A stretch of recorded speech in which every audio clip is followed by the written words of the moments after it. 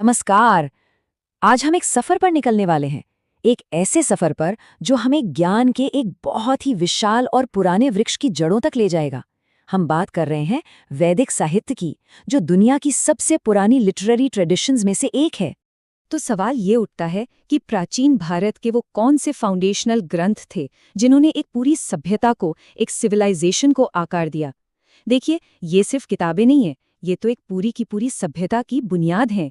तो चलिए आज इसी को समझने की कोशिश करते हैं कि आखिर ये ग्रंथ हैं क्या और ये सब आपस में जुड़े कैसे हैं। तो इसे समझने के लिए हम एक ज्ञान वृक्ष यानी ट्री ऑफ नॉलेज का सहारा लेंगे।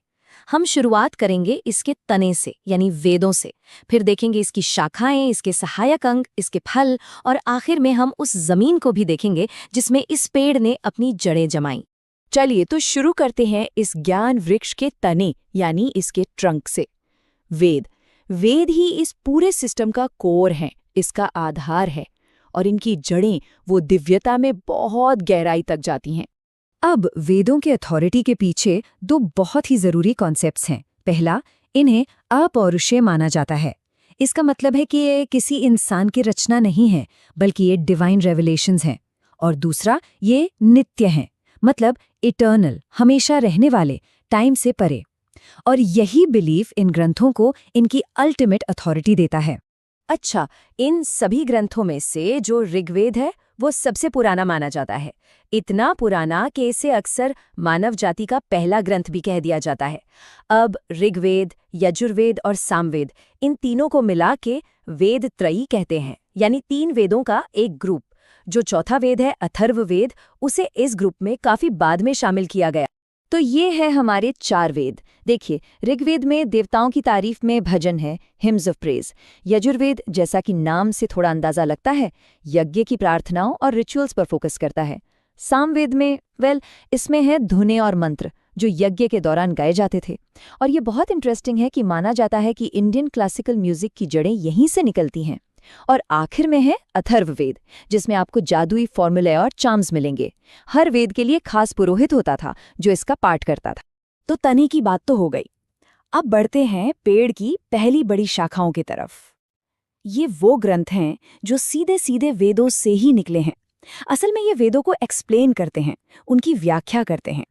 तो सबसे पहले आते हैं ब्राह्मण ग्रंथ। आप इन्हें एक तरह से वैदिक रिचुअल्स के लिए इंस्ट्रक्शन मैनुअल समझ सकते हैं। ये प्रोज कमेंट्रीज हैं, मतलब गद्दे में लिखी हुई टीकाएं हैं, जो वेदों के कॉम्प्लिकेटेड रिचुअल्स, यज्ञों और मंत्रों के पीछे का मतलब समझाती हैं।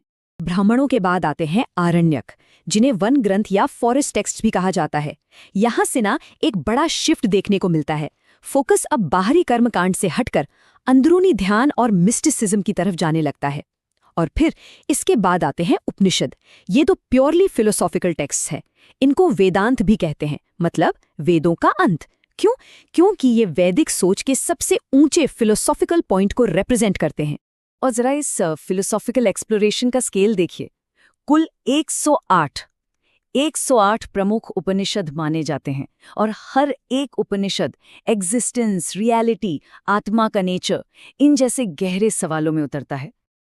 अच्छा, अब जैसे एक पेड़ को बढ़ने के लिए सहारे की जरूरत होती है, ठीक वैसे ही वैदिक ज्ञान को ठीक से समझने और अप्लाई करने के लिए भी एक पूरा सपोर्ट सिस्टम डेवलप हुआ। इन्हें कहते हैं 6 वेदांग, यानी वेद के अंग या लिम्स ऑफ द वेदा। ये असल में वेद के शरीर को फंक्शनल बनाते हैं। जैसे शिक्षा है, ये सिर्फ सही प्रोनाउंसिएशन के बारे में नहीं है, बल्कि ये इस आइडिया पर बेस्ड है कि मंत्रों की शक्ति उनकी सही ध्वनि से ही एक्टिवेट होती है। इसी तरह कल्प रिचुअल्स बताता है, व्याकरण लैंग्वेज को प्योर रखता है, और ज्योतिष शुभ समय की कैलकुलेशन करता है। और हाँ, वैदिक ज्ञान सिर्फ स्पिरिचुअल नहीं था, ये बहुत प्रैक्टिकल भी था। ये हमें पता चलता है उपवेदों से, यानी अप्लाइड नॉलेज। ये दिखाते हैं कि कैसे वैदिक नॉलेज को दुनियावी चीजों में अप्लाई किया गया। जैसे ऋग्वेद से जुड़ा है आयुर्वेद यानी मेडिसिन, सामवेद से गंधर्ववेद यानी म्यूजिक एंड डांस, यजुर्वेद से धनुर्वेद मतलब वॉरफेयर, और अथर्ववेद से शिल्पवेद यानी आर्किटेक्चर। चलिए अब पेड़ के तने और शाखाओं से आगे बढ़कर इसके सबसे रंगीन और जाने पहचाने हिस्सों तक पहुंचते हैं, इसके फल और फूल। ये वो लिटरेचर और फिलॉसफी है जिसने वैदिक आइडियाज को आम लोगों तक पहुंचाया। जरा महाभारत के स्केल को देखिए। वाओ, ये सिर्फ एक कहानी नहीं है, ये अपने आप में एक पूरी दुनिया है। 1 लाख श्लोक, ये इसे दुनिया का सबसे लंबा एपिक पोम बनाता है। ये 18 किताबों, जिन्हें पर्व कहते हैं, में बटा हुआ है। और हाँ, जो हमारी भगवत गीता है वो भी इसी का एक हिस्सा है। महाभारत के अलावा हमारे पास रामायण है, जिसे आदि काव्य यानी फर्स्ट पोएम कहा जाता है। इसका फोकस धर्म और आइडियल कंडक्ट पर है। फिर आते हैं 18 प्रमुख पुराण। इनका काम था कहानियों के जरिए मुश्किल फिलोसॉफिकल आइडियाज को पॉपुलर बनाना।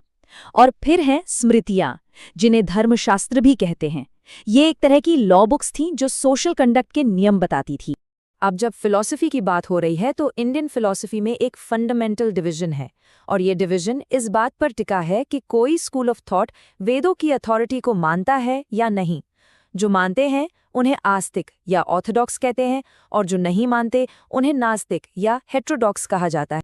तो आस्तिक साइड पर हमारे पास ये 6 मेजर स्कूल्स हैं: सांख्य, योग, न्याय, वैशेषिक, मीमांसा और वेदांत। ये सभी अपनी अथॉरिटी वेदों से ही लेते हैं। और दूसरी तरफ है 3 प्रमुख नास्तिक या हेटेरोडॉक्स स्कूल्स, जो वैदिक फ्रेमवर्क के बाहर या उसके ऑपोजिशन में डेवलप हुए। ये हैं चारवाक, जो कि एक मटीरियलिस्ट फिलॉसफी है, फिर जैन धर्म और बौद्ध धर्म। आखिर में चलिए इस ज्ञान वृक्ष की जड़ों और मिट्टी को देखते हैं, मतलब इस पूरी लिटरेरी ट्रेडिशन को उस सोसाइटी के रियल वर्ल्ड कॉन्टेक्स्ट में समझते हैं जिसने इसे जन्म दिया। आखिर ये पेड़ किस जमीन पर होगा? ऋग्वेद हमें उस जमाने की ज्योग्राफी की एक अच्छी खासी झलक देता है। इसमें सप्त सिंधु यानी 7 नदियों की धरती का जिक्र है। और मजे की बात यह है कि इन नदियों के पुराने नाम आज के नामों से काफी मिलते जुलते हैं। इससे हमें ये अंदाजा लगाने में मदद मिलती है कि ये सब किस इलाके में शुरू हुआ होगा। ऋग्वेद का ये कोट बहुत पावरफुल है, और ये उस वक्त की सोसाइटी के बारे में बहुत कुछ कहता है। मैं एक गायक हूँ, मेरे पिता एक चिकित्सक हैं और मेरी माँ मकई पीसती हैं। इससे क्या पता चलता है? इससे ये इशारा मिलता है कि शुरुआती वैदिक काल में वर्ण यानी सोशल रोल्स जन्म से नहीं बल्कि प्रोफेशन से तय होते थे। एक ही फैमिली में अलग अलग काम करने वाले लोग हो सकते थे। तो कैसी थी लाइफ उस दौर में? देखिए, शुरुआती दौर में महिलाओं का स्टेटस काफी हाई था। उन्हें एजुकेशन का अधिकार था, वो असेंबलीज में हिस्सा लेती थीं। एंटरटेनमेंट के लिए म्यूजिक, डांस, चैरियट रेसिंग जैसी चीजें थीं। लाइफ को 4 आश्रमों और पुरुषार्थों के फ्रेमवर्क में देखा जाता था। लेकिन हाँ, ये भी सच है कि बाद के वैदिक दौर में, जैसे मैत्रायणी संहिता जैसे ग्रंथों में, महिलाओं की स्थिति में गिरावट देखने को मिलती है। और ये सब हमें एक बहुत बड़े सवाल के साथ छोड़ जाता है। ये जो 3500 साल पुराना ज्ञान का पेड़ है, अपनी जड़ों, तने, शाखाओं और फलों के साथ, ये आज भी 1 अरब से ज्यादा लोगों की सोच, उनके विश्वास और उनकी जिंदगी को कैसे इन्फ्लुएंस कर रहा है। ये एक ऐसी विरासत है जो आज भी जिंदा है और सांस ले रही है।